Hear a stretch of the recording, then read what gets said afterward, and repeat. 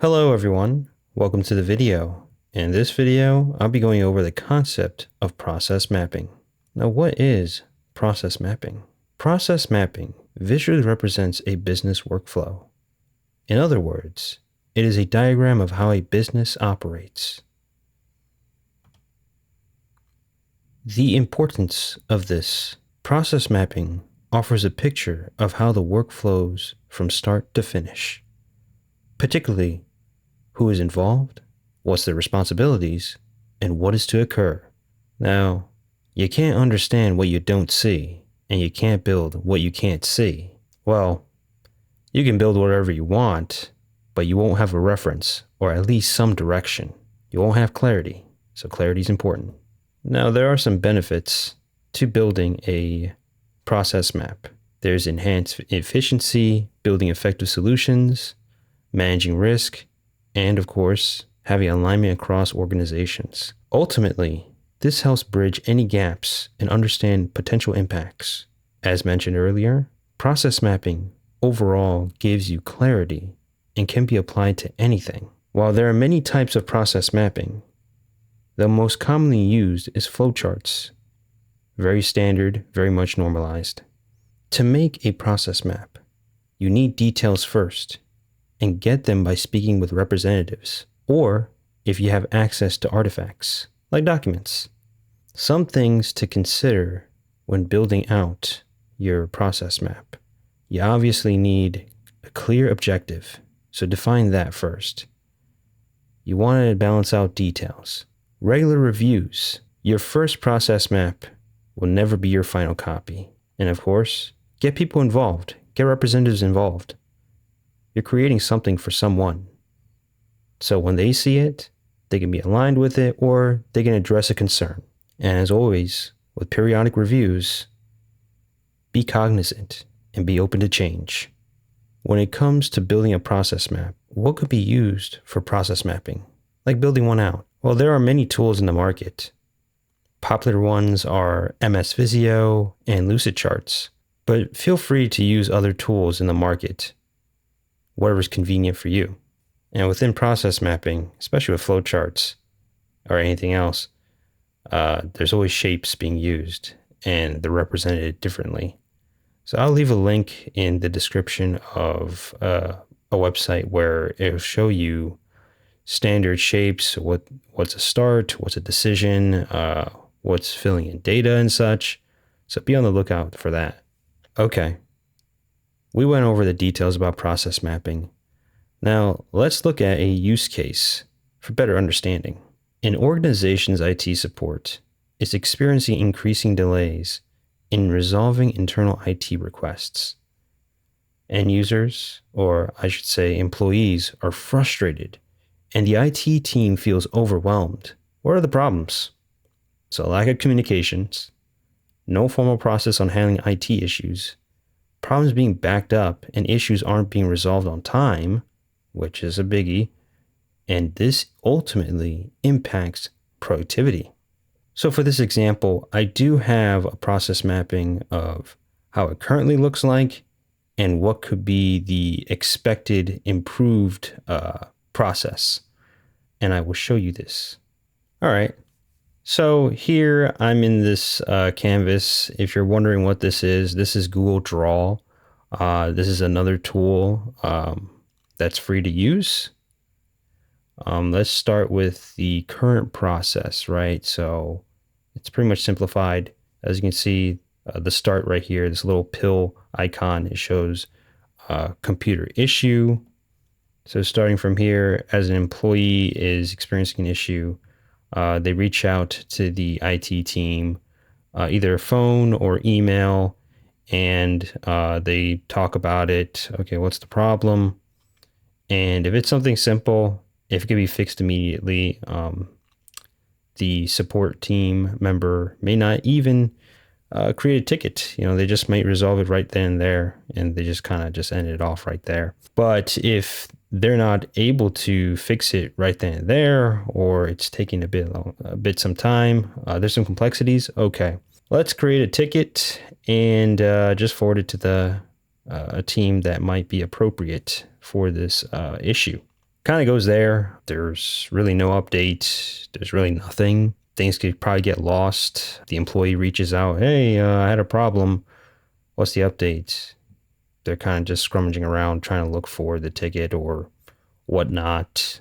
So this is a very simplified process, but not very organized within their internal process. And like I say, going back to the problems, there's lack of communications, problems aren't being resolved on time, and there's negatively impacting productivity. Now, this is just the current process. Now let's look at more of an improved process to handle IT support tickets. This is made in hopes that the customer experience would be improved, maybe a lot better. But let's begin with the pill-looking icon. So the customer is experiencing some issue with their computer. They submit a ticket through an online portal, right? There's like a service desk and such. After the ticket submitted, employee gets an email confirmation and a ticket number in referencing that ticket.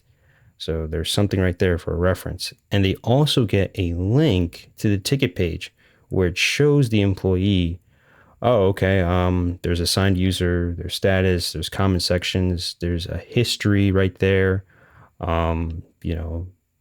All this stuff. They get an auto response rule saying, hey, we got your ticket. We're going to get someone assigned to it and get working on it. Now, when that happens, there's a streamline of communications here and there.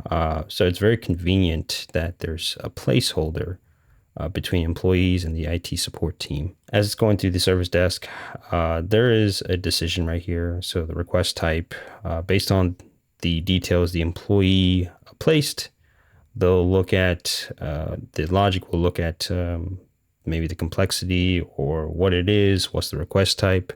And it can go in two separate paths. So it could probably go to tier 1 if it's something simple like software installs, password resets, or some setup issue. Tier 1 will handle that. And when tier 1 handles all those issues that are pretty simple, what they'll do is they'll follow up with the employee and inform them about the solution that's done. And then they will confirm it with the employee like, hey, does it look like it's meeting your expectations? It's done. And then they'll close out the ticket. When they close out the ticket, the employee will get a confirmation email. Hey, your ticket is completed. Thank you, and such. Now, in any case, say there is a problem of some kind, they could escalate it to tier 2, and tier 2 could take a look at it. And same finishing routine right here. They'll just like go through support and then just like say, hey, it's fixed. Please confirm. Are you satisfied? Then close out the ticket and they get a confirmation email saying your ticket is now closed out. And, going back to the idea of like the logic right here. So it can go two paths, like I stated. It can go to tier 2 based on the situation. If it's like troubleshooting network issues of some kind, but same thing, right? So if tier 2 is not able to solve it, they can escalate it to tier 3, someone who's a bit more advanced. If there's any major failures or there's a root cause analysis that has to be conducted or some type of fix needs to be placed, same finishing routine.